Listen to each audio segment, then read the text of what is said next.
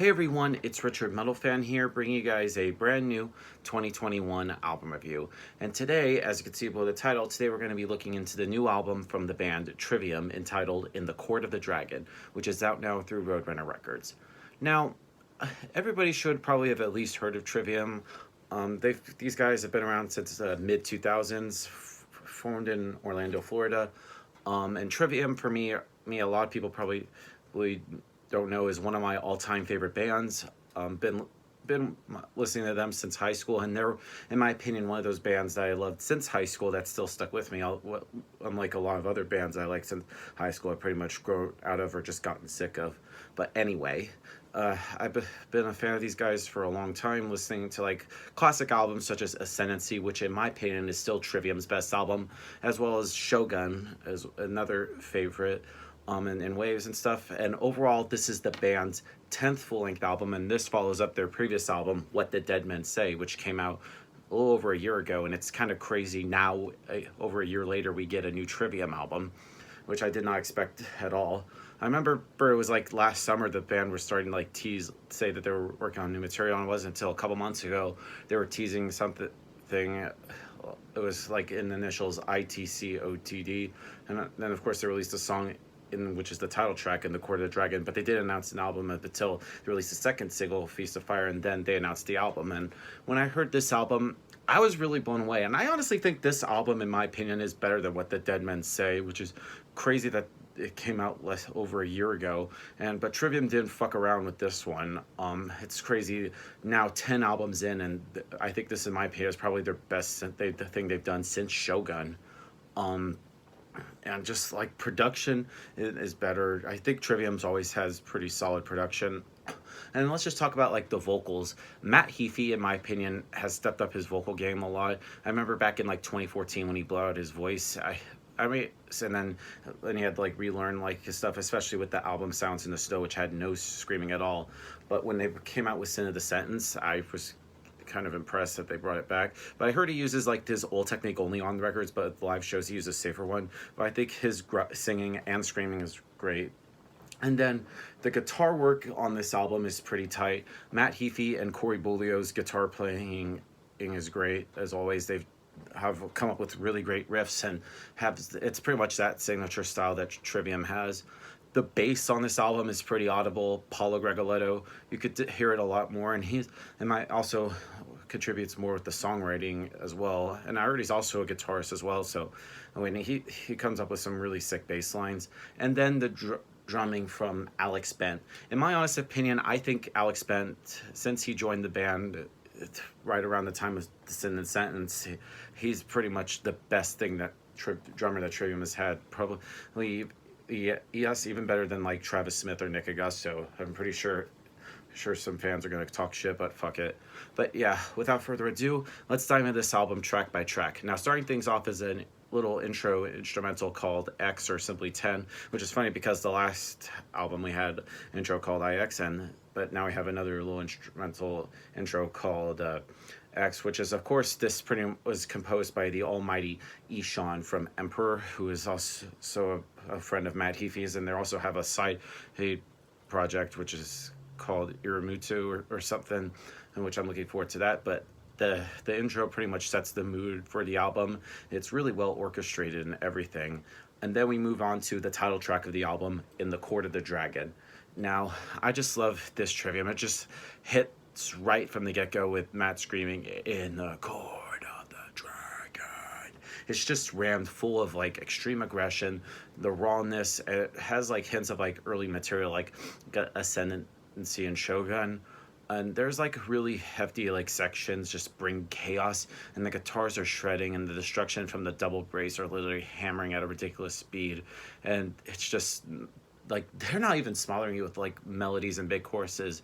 I mean, they are touched upon slightly, but it's like zero bullshit or fluff here, which just makes it hit harder. And those guitars are just great, and halfway through they just justify the position and the riffages, and then there's a nasty breakdown, which really stealing the spotlight, and I think it's a great song.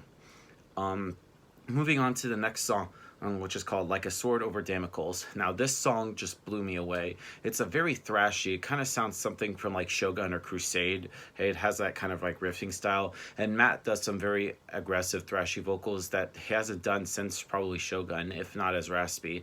And he has more control in his voice, and he blends like the thrash, yell, and scream a lot.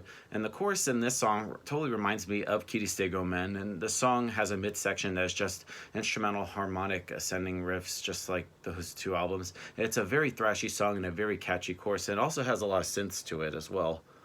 Then we move on to Feast of Fire, which was one of the singles released from this album, and it's just really catchy. And it's just the chorus in that song is really well done. I'm calling. That's my shitty singing, but I just think Feast of Fire, really good song. Next on the album is called A Crisis of Revelation, and this song just reminds me of something from Ascendancy, as like the title track of that album, and a lot of the riffs are kind of similar to it, as like the main riff has the gallop that is used in that song, and this song is to the Ascendancy as to like the Defiant is to like the Deceived, and from like the last album, What the Dead Men Say, and the midsection is really fitting to like Ascendancy, but some angry, just metalcore material that would fit home at like something like Pull Harder. And then there's like a little harmony that sounds like Gunshot. Next up is The Shadow of the Abattoir.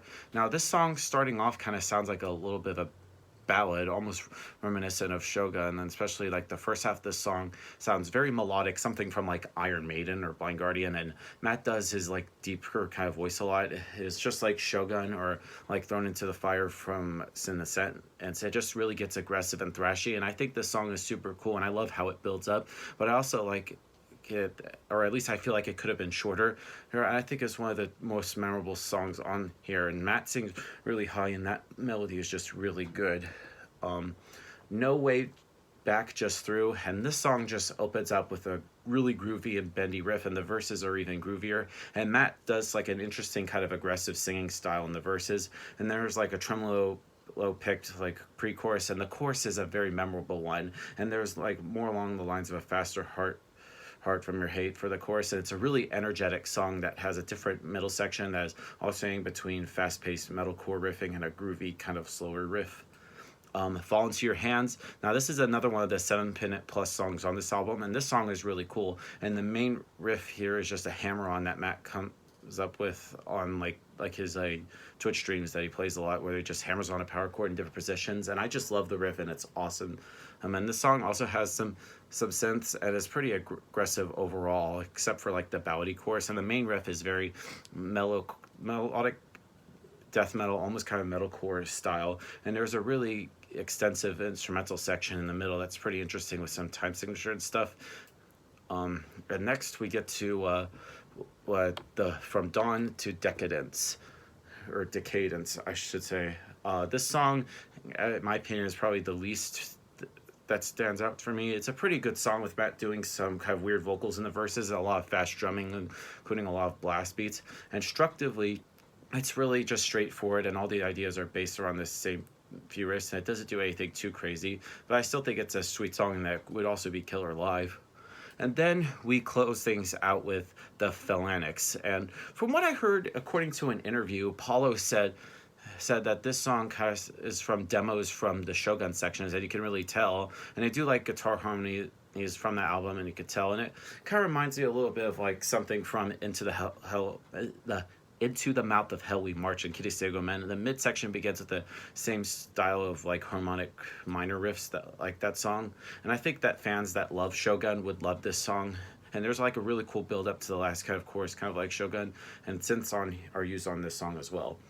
Now overall, In the Court of the Dragon by Trivium is a really pretty good album. I really much dig it a lot more than What the Dead Men Say, to be honest. So rather than give this album a score, I'm going to give In the Court of the Dragon by Trivium a solid 9.5 out of 10.